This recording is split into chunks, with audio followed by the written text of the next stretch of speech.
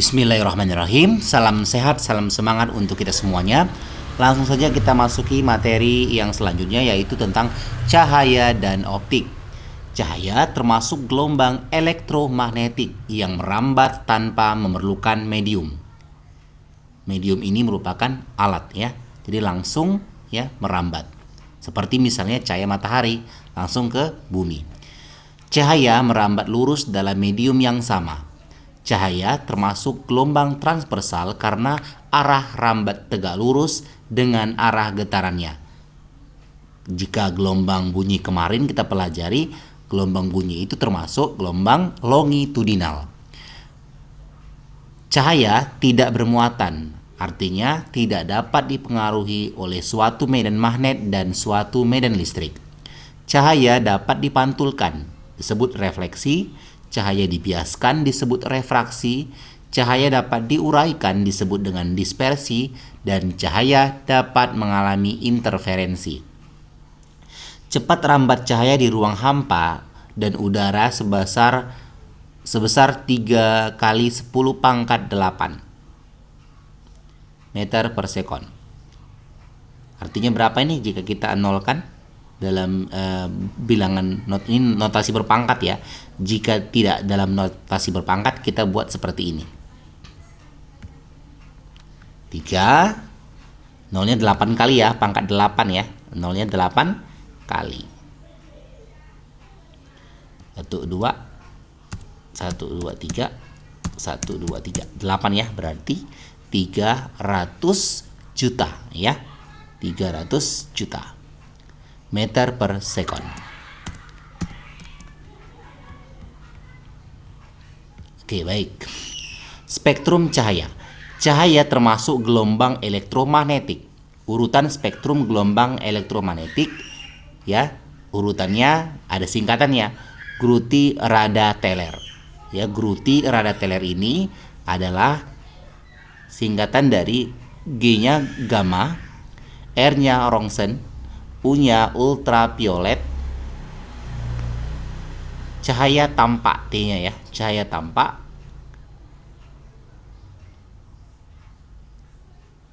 I-nya inframerah, R-nya radar, T-nya televisi, dan R-nya radio. Kita lihat dari kejarcita.id. Nah, ini adalah urutan spektrum gelombang elektromagnetik ya. Nah, kita lihat ya. Nah, tadi ini jika dari kiri ke kanan ya, maka panjang gelombang semakin besar. Sedangkan kalau dari kanan ke kiri, frekuensinya yang membesar. Nah, jadi kalau dari gambar spektrum gelombang elektromagnetik ini, jika kita urutkan dari sinar gamma, sinar X atau sinar Roentgen ya, sinar UV, cahaya tampak, inframerah, gelombang mikro, gelombang radio. Nah, ini dari sinar gamma sampai ke gelombang radio, ini dari panjang gelombangnya yang kecil sampai yang paling besar berarti gelombang radio.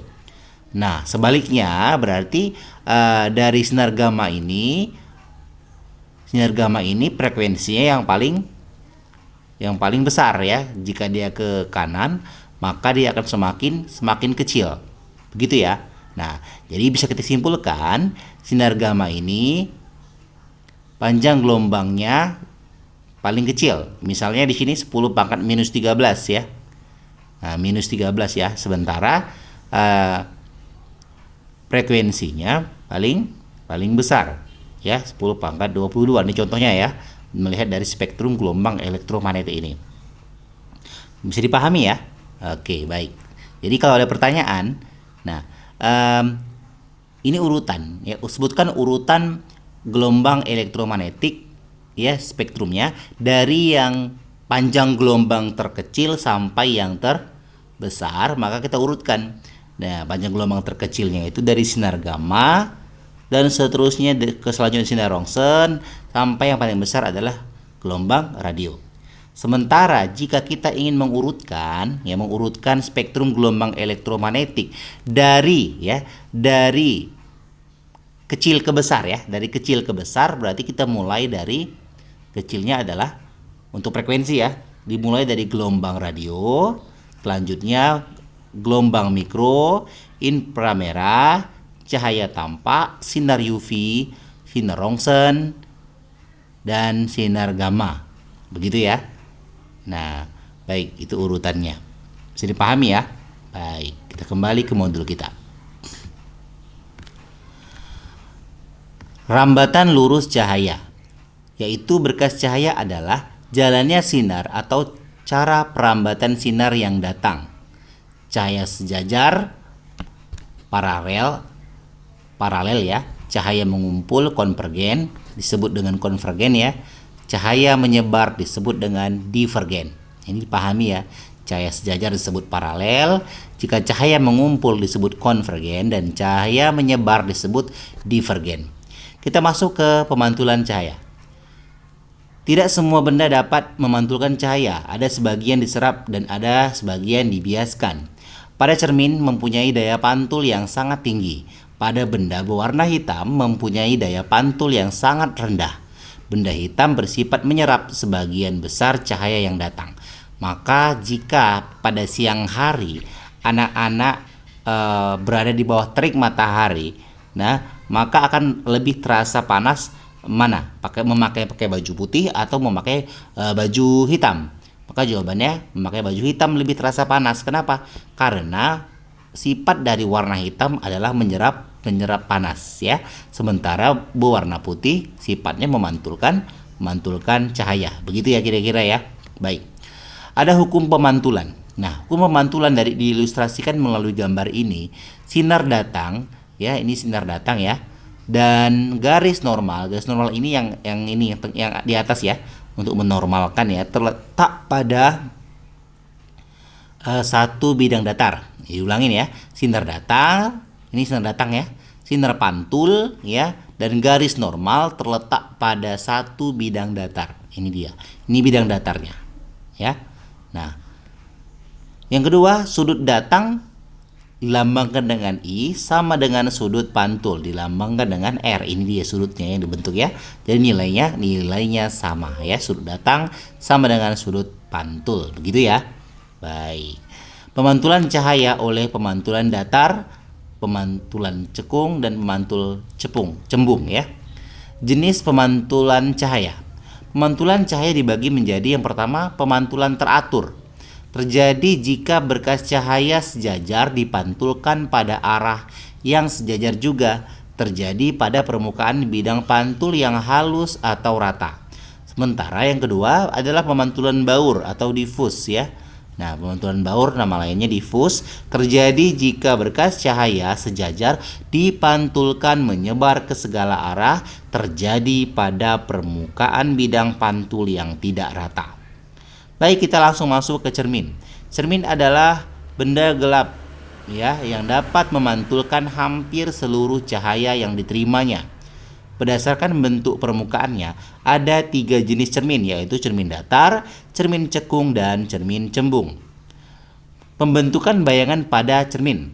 Bayangan terbentuk karena sinar-sinar dipantulkan secara teratur oleh permukaan benda. Jenis bayangan ada 2, yaitu bayangan nyata dan bayangan semu. Bayangan nyata yaitu bayangan yang terjadi karena perpotongan sinar-sinar pantul. Sementara bayangan semu yaitu bayangan yang terjadi karena perpanjangan sinar-sinar pantul. Cermin datar. Cermin datar adalah kaca yang salah satu permukaannya dilapisi amalgam perak. Nah, ini cermin datar seperti kita bercermin setiap hari bersolek ya. Nah, cermin cekung adalah cermin yang memiliki permukaan lengkung serupa dengan permukaan bagian dalam bola ya. Sedangkan cermin cembung adalah cermin yang memiliki permukaan lengkung serupa dengan permukaan bagian luar bola. Bagian luarnya ya. Kalau di cekung itu bagian dalamnya tadi ya. Baik, pembentukan bayangan karena pemantulan. Pembentukan bayangan benda pada cermin datar. Sifat bayangan yang dibentuk oleh cermin datar yaitu bayangan bersifat maya, lama lainnya semu ya. Bayangan sama tegak, ukuran bayangan sama dengan ukuran benda, dan posisi bayangan kebalikan dari posisi benda.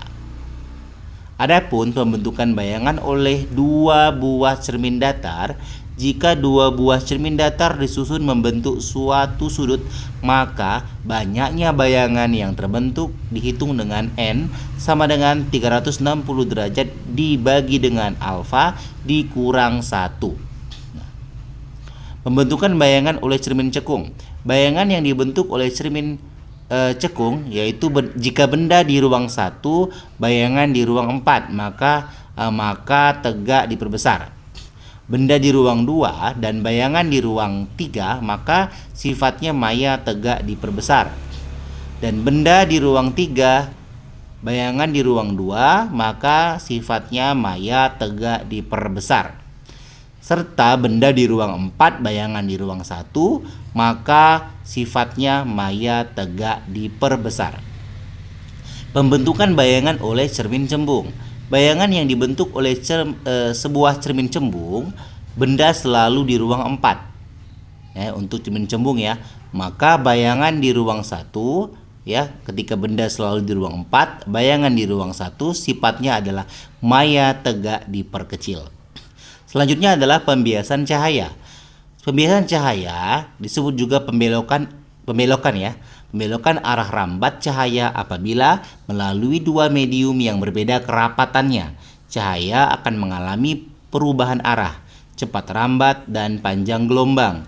Namun frekuensi dan fase gelombang tetap.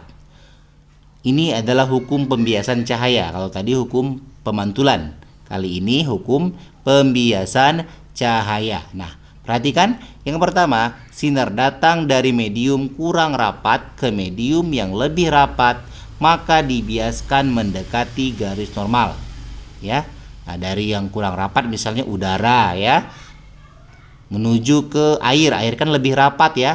Nah, maka dia akan mendekati garis normal. Garis normal yang mana tadi? Yang tengah ya. Yang tengah ini garis normal ya. Coba kita lihat, maka dia agak bengkok menuju garis normal. Kita perhatikan ya, medium yang renggang ataupun kurang rapat itu sama ya, renggang atau kurang rapat. Misalnya udara ya, udara sama air lebih rapat yang mana? Lebih rapat yang air gitu ya. Nah, sehingga dari yang renggang ke rapat maka mendekati garis normal. Sedangkan sinar datang dari medium yang lebih rapat, ini sebaliknya, ke medium kurang rapat dibiaskan menjauhi garis normal. Ini misalnya ya, misalnya dari air ke udara ya. Air kan lebih rapat ya, menuju ke udara misalnya, maka sinar bias menjauhi garis normal. Kita perhatikan garis normalnya, maka dia tidak mendekat kemari tapi menjauhi garis normal. Nah, yang ketiga, sinar datang tegak lurus, bidang batas akan diteruskan. Selanjutnya dispersi cahaya ya, penyebutannya dispersi cahaya, yaitu peristiwa penguraian cahaya polikromatik, yaitu cahaya putih, menjadi cahaya monokromatik. Dispersi terjadi karena adanya perbedaan indeks bias. Ditinjau dari susunan spektrumnya. Di sini ada frekuensi F, itu ungu terbesar, merah terkecil. Panjang gelombang ya, atau ini dilambangkan dengan lambda ini ya, bentuk seperti ini namanya lambda. Ungu yang terkecil dan merah yang terbesar untuk panjang gelombangnya. Sedangkan untuk kecepatan, ungu yang terkecil, merah yang terbesar untuk spektrum warnanya ya. Baik. Hari ini dulu pembahasan kita ya. Sampai ketemu lagi. Semangat merdeka belajar, terus berlatih.